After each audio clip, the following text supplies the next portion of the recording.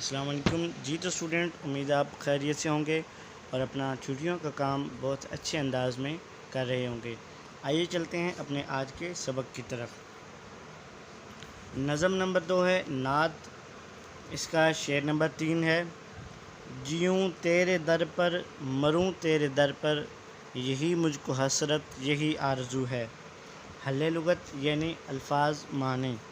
جیوں زندہ رہوں، در دروازہ، مروں مر جاؤں یعنی موت آئے، حسرت خواہش، آرزو اس کا معنی بھی خواہش۔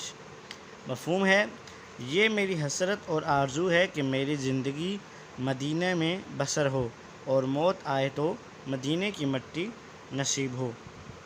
تشریح: اس شعر میں شاعر کہتا ہے کہ مجھے جینے اور مرنے کی خواہش مدینہ منورہ کی پاک دھرتی میں نصیب ہو۔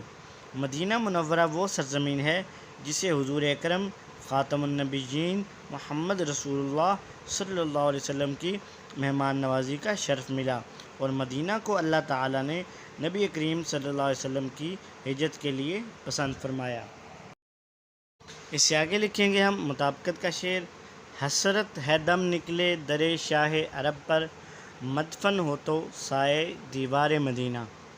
مدینہ جس پر پورے جہان کی عظمتیں قربان ہیں، اس شہر کو پاکیزگی اور تقدس حضور اکرم خاتم النبیین محمد رسول اللہ صلی اللہ علیہ وسلم کے قرب کی وجہ سے نصیب ہوا۔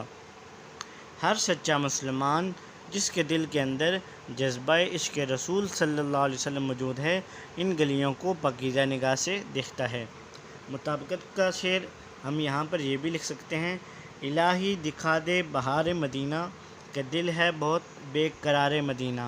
کہاں ایسے دن ہیں کہاں ایسی راتیں، نرالے ہیں لیل و نہار مدینہ۔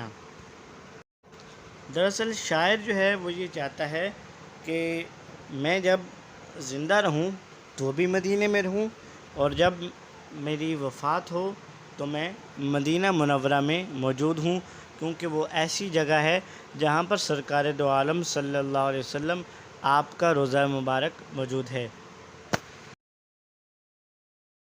شعر نمبر 4 ہے۔ جمے جس طرف آنکھ جلوہ ہے اس کا، جو یکسو ہو دل تو وہی چارسو ہے۔ حل لغت یعنی الفاظ معنی۔ جمنا ٹھہرنا، جلوہ نظارہ دیدار، یکسو ایک طرف یعنی متوجہ ہونا، چارسو یعنی چاروں طرف۔